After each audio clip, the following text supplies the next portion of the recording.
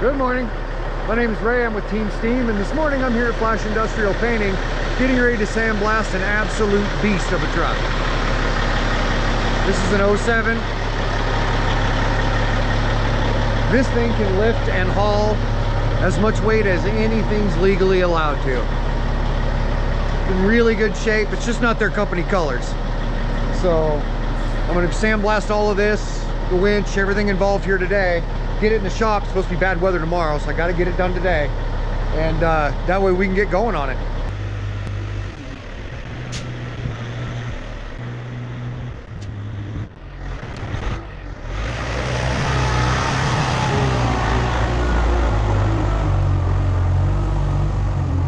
Now I've got it back here where I intend to sandblast it. What I need to do first is run these controls to drop this large stabilizer, and then also to raise a roller that's back there up so we can make sure we get it all blasted.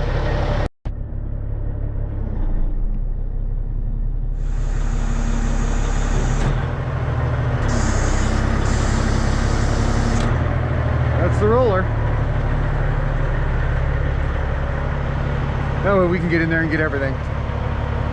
And here it all is, ready for sandblast. We got tarps over the back windows. We've got the cylinders masked up.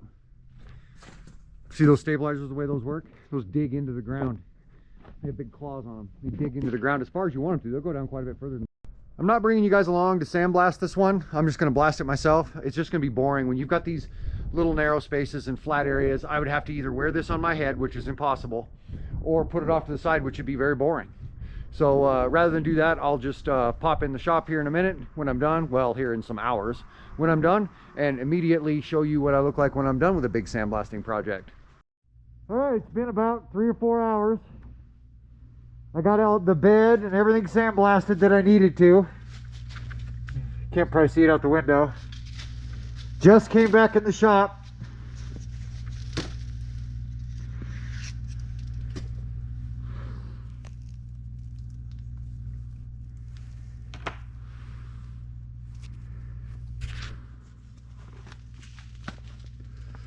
Whew.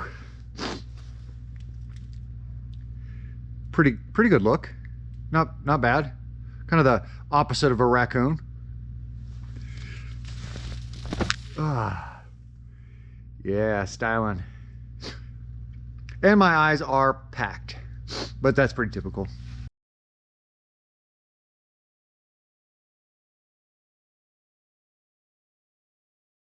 We're going to mask it up today. I sandblasted it yesterday, and today we're going to get it masked up and start the process of getting one of the colors on it. All right, we got it about half masked up and about half taken apart. Got the exhaust off the other side, and we're getting ready to get the exhaust off this side, and we've got it mostly taken apart. Got to get the emblems off and some of this other stuff. One of my main focuses today is to get this hood fixed right here. There's some bodywork issues, and this got folded in because this hood got opened into this. You see, this hood, the middle section here, is separate. You can see the lines. It's separate. And so when you open the hood, you open it out around this gigantic bumper. And you can see that it got opened into the bumper a number of times, and when it did, it messed up this piece of metal completely, and it even messed this up. And you can see by the trajectory of it that it'll just keep doing it. So I'm gonna pull these out, these two side ones. We'll probably just mask the top one. We'll pull these two side ones out, and I'll either replace them completely or straighten them and then cut them down. Cut about a ½ an inch or more out of both of them, one on each side. You can see this one's gotten into it too. So we'll cut about a ½ inch or more out of each side to guarantee it'll never do it again. And then I'll put them back on put together day. And now this bit of damage here has been repaired. When you open the hood, the grill doesn't open with it, so you can get right up in there. And you can see that the damage has been repaired. I still have to shave that off. And now I'm ready to move on to the next thing. Got the metal things off of there. I'm going to be shaving them down. All right, as you can see now, we've got it all masked up. I have to point the camera clear up in the air so you can even see the truck. I mean, for size comparison, I'm 5'10" and a half, and you can see I'm barely past the door handle. In fact, I'm not. I'm a few inches shorter than the door handle. Now, in the world of used equipment and semis and that sort of thing, if I ever get a truck in here, and I do all the time, that was bought in an auction, or it was just newly acquired, and you could see where the clear coat on it had been peeling or was faded or something like that, usually that indicates to me that the previous owner has, at least on one occasion, but probably when they tried to sell it, buffed it, really buffed it out to keep the dull clear coat or the peeling clear coat from showing up as much when they go to sell it. Or they just got irritated looking at it out on the hood driving down the road, and eventually one day just bought themselves a really high quality buffing compound, and because they don't know that faded clear can't be brought back and peeling clear can't be buffed out. But a lot of people try it, and when they do that and then it comes here, if we don't wipe it down with lacquer thinner first, then it will ruin every paint job from there on out. Every single one will get fish eyes in it. So when we get auction trucks like these in, or any truck that's looks like it's been faded in the past, we don't take the chance. We just wipe them down top to bottom with lacquer thinner, so we don't have that come back and try and ruin our paint job. And now that this one's been wiped down and it's all masked up, now I can go ahead and begin sanding. I'm going to use a 6-inch DA sander, 220 grit pretty much everywhere on it, and that's where we'll just start there. Now right here, before we get going sanding, right here is a good example of what pretty much every other truck shop in the whole world does. They don't scratch around anything. They don't get in there with scratch pads and do anything like that. Some of them will hit everything that they can with a DA sander, and that's enough, but almost nobody gets in there and scratches. And see that paint just peels up in both colors. And I'm supposed to do a two-tone across there. What's my guarantee that my tape, when I go to peel my tape up, isn't going to peel that up and have white under it?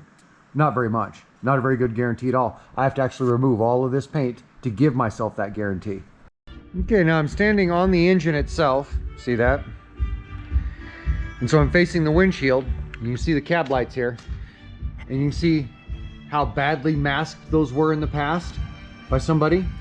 And once again, that's shiny. That's good and shiny white paint. That's never been touched by a sander. Same with this. Good shiny white paint. Never been touched by a sander. Who knows how far back that comes? So now I have to get in there with a DA sander and peel all this back until it feathers out in a way that convinces me that it's now prepped. Certain these flat areas like this probably did get prepped. I don't see anything peeling up on this clear coat's peeling, but I don't see any paint coming up off of it, you know. So they probably did get a certain amount of prep. They probably got a flat DA prep and then nothing else like I see all the time. It wouldn't surprise me if I've got to peel up all of this. I'll bet none of it got prepped. And so that's going to be part of what I have to do today as well. You can see right here in the corners of the air conditioner. This truck is a 2007, but it's got an external air conditioner on it. And you can see right there, they just didn't get in there and scratch. So now it's up to me to peel all that back to a point that I'm convinced that it's now a good paint job. And I run into this all the time. And that's the same here.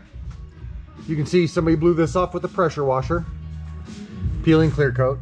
It's all peeling clear coat. It's not that this wasn't prepped, it's that this was shot with a primer, and then those primers are only good for 24 hours. And some of them are good for as long as 3 days, but most of them are only 24 hours. So when you see this, so when you shoot that with a primer and then you don't do anything else to it, and you wait 3 or 4 days, a week, 2 weeks, and then you get back to it and paint it without re-scuffing this primer, it's not going to stick, not on a permanent basis. And so now I have to peel all this back to the point where maybe even strip it, because I have to run a two-tone. This is going to be blue, this is going to be white, and it's going to be cut off in roughly the same area. I have to guarantee that when I peel up my paint or my masking tape, that it isn't going to peel up the paint under mine and make my paint job look terrible. So that's always an extra additional step on a truck like this, is I have to take all this paint completely out so I can be convinced that my paint job's going to hold up. Well, the boys are done for the day. I'm not. I've done a bunch of work with glazing. This is auto body glazing, not filler. This is for stuff like scratches and gouges and doors and your final coat, your skim coat. That's what glazing's for.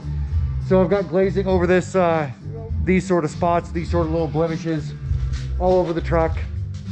And now I'm going to go ahead and start sanding some of this stuff down.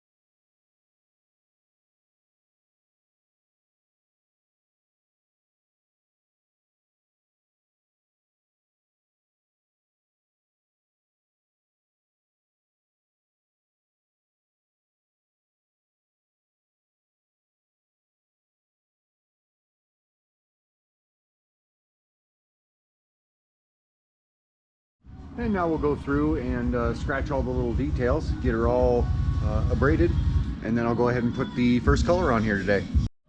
See, here's what I was talking about right here.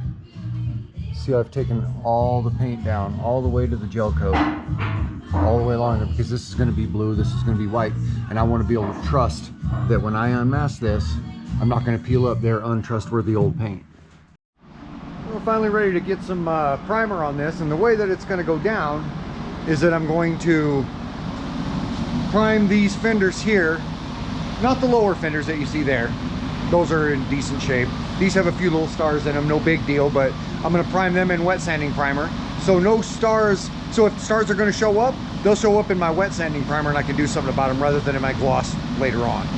So I'll put my gray, light gray wet sanding primer on these fenders here, and then I will prime the rest of the hood and cab in white, and then I'll go back and prime the wheels back there, not the wheels themselves, but the inner hubs, those big inner hubs, in gray.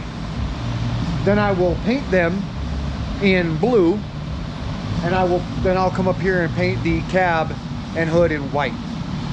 That way I can get multiple things shot at the same time and not have one land on the other in a harmful sort of way. The last thing I'll be shooting is the white.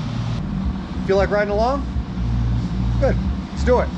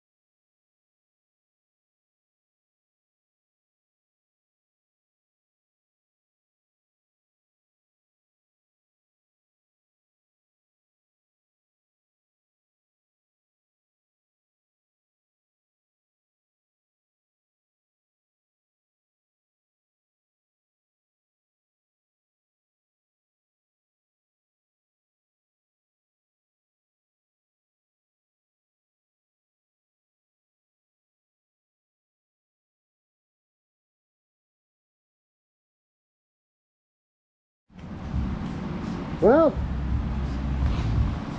got some white on it. That's probably all I'm going to do in here today. Catch you guys tomorrow.